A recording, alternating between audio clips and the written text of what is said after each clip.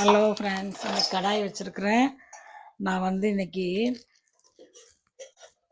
நண்டு செய்ய போகிறேன். பாருங்கள் எப்படி செய்கிறதுன்னு சொல்கிறேன், சரிங்களா? முதல்ல கடாய் வச்சுருக்கிறேன். சூடானதும் எண்ணெய் ஒரு 2 கரண்டி ஊற்றிக்கிறேன். எண்ணெய் ஊற்றிட்டு சோம்பு போடுறேன்.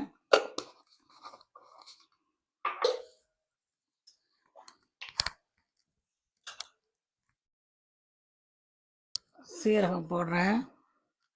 பட்டை லவங்கத்துக்கு தூள் தான் போடுறேன். பட்டை லவங்கம் எல்லாம் இருக்குது இதில். அந்த தூள் போடுறேன்.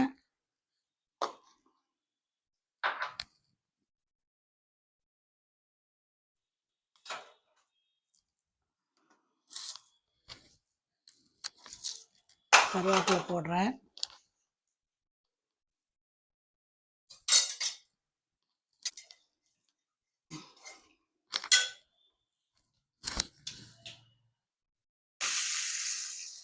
ரெண்டு வெங்காயம் கட் பண்ணி வச்சுருக்கிறேன், அதை போடுறேன்.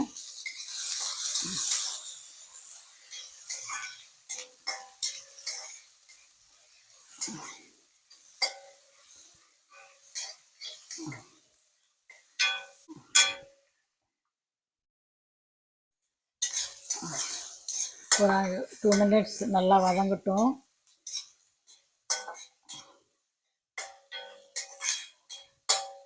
அப்புறம் 3 தக்காளி கட் பண்ணி வச்சுருக்கிறேன். 3 தக்காளி போட்டாச்சு. அதுவும் நல்லா வதங்கட்டும்.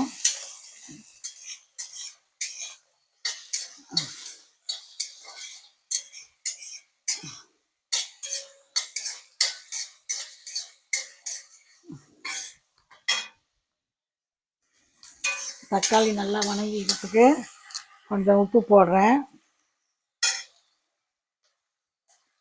உப்பு போட்டு நல்லா வதக்குறேன். அதுலேயே வந்துட்டு மிளகாத்தூள் போடுறேன். இது கொஞ்சம் காரம் மிச்சமாக பிடிக்கும், அது போடுறேன்.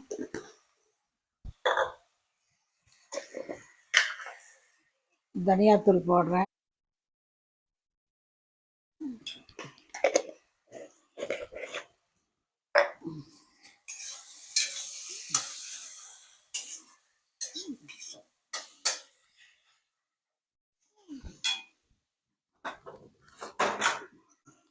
மஞ்சள்தூள் போடுறேன்.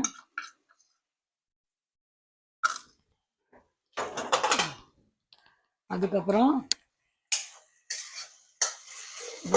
நல்லா வதங்கிடுச்சு. இப்போ நண்டு நல்லா கழுவி வச்சுருக்கிறேன். கழுவி வச்சதை சாட்சியில் போட்டிருக்கிறேன். நண்டை போடுறேன். நல்லா வதக்கணும். வாசம் கம கம கமன்னு வருது பாருங்கள். 1/2 கிலோ நண்டு. இதை பெரட்டினா அப்படி கூட வைக்கலாம். நான் வந்து இன்றைக்கி குழம்பு மாதிரி பண்ண போகிறேன்.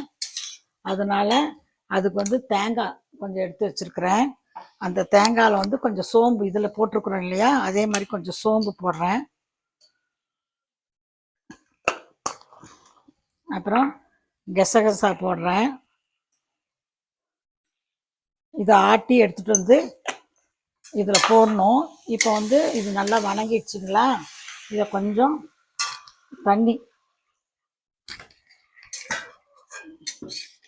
ஊற்றி இதை மூடி வச்சு நல்லா குக் பண்ணிவிட்டு, நல்லா குக் பண்ணி எண்ணெய் பிரிஞ்சு வரப்போ தேங்காய் அரைச்சி ஊற்றணும். பாருங்கள், நல்லா குண்டி எண்ணெய் ஊற்றுனதெல்லாம் அப்படியே வந்துருச்சு. இப்போ மசாலா அரைச்சி வச்சுருக்கிறத ஊற்றுறேன்.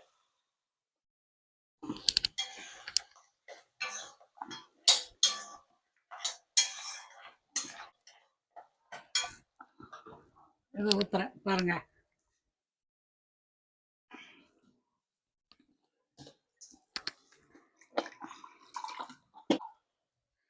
தண்ணி கொஞ்சம் தாராளமாக ஊற்றிட்டு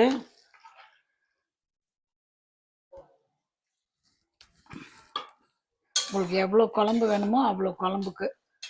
நான் கொஞ்சம் பெசர்ன மாதிரி தான் வைக்க போகிறேன். நாங்கள் 2 பேர் தான். கொஞ்சம் கொதிக்கணும் இல்லைங்களா, அந்த டேஸ்ட் எல்லாம் வரணும். ஆச்சுங்களா? இதில் வந்து இப்போ வந்து 3 பச்சை மிளகாய் கொஞ்சம் காரத்துக்கு சும்மா அப்படியே போடணும். இதை வறுக்கிறப்பையும் போட்டிருக்கலாம், மறந்துட்டேன். அதனால் இப்போ பச்சை மிளகாய் போடுறேன். அப்புறம் கொஞ்சம் பெப்பர். இதுதான் இதனோட சீக்ரெட் இன்க்ரீடியன்ட்ஸ். பெப்பர் வந்து கடைசியில் கொஞ்சம் தூவிடணும். தூவிட்டு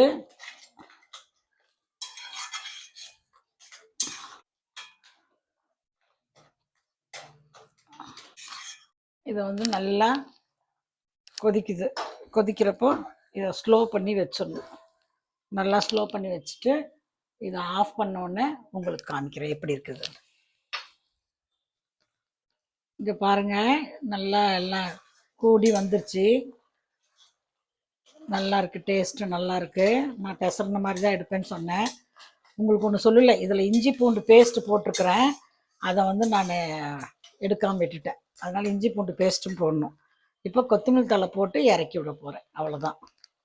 இங்கே பாருங்கள், கொத்தமல்லி தலையை போட்டு அவ்வளோதான். உங்களுக்கு ரொம்ப கெட்டியாக இருக்கிற மாதிரி கொஞ்சம் சூப்மா கொஞ்சம் வேணும்னா கொஞ்சம் இன்னும் கொஞ்சம் தண்ணி ஊற்றி ஒரு கொதிச்சோடனே ஆஃப் பண்ணிடலாம். இங்கே பாருங்கள், அவ்வளோதான்.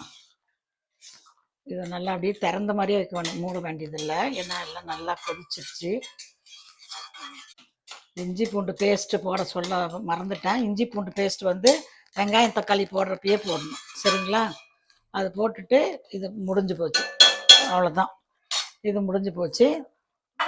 மீனுக்கு தடவி வச்சுருக்கிறேன். இதில் மீன் மசாலா எல்லாம் போட்டு தடவி வச்சுருக்கிறேன்.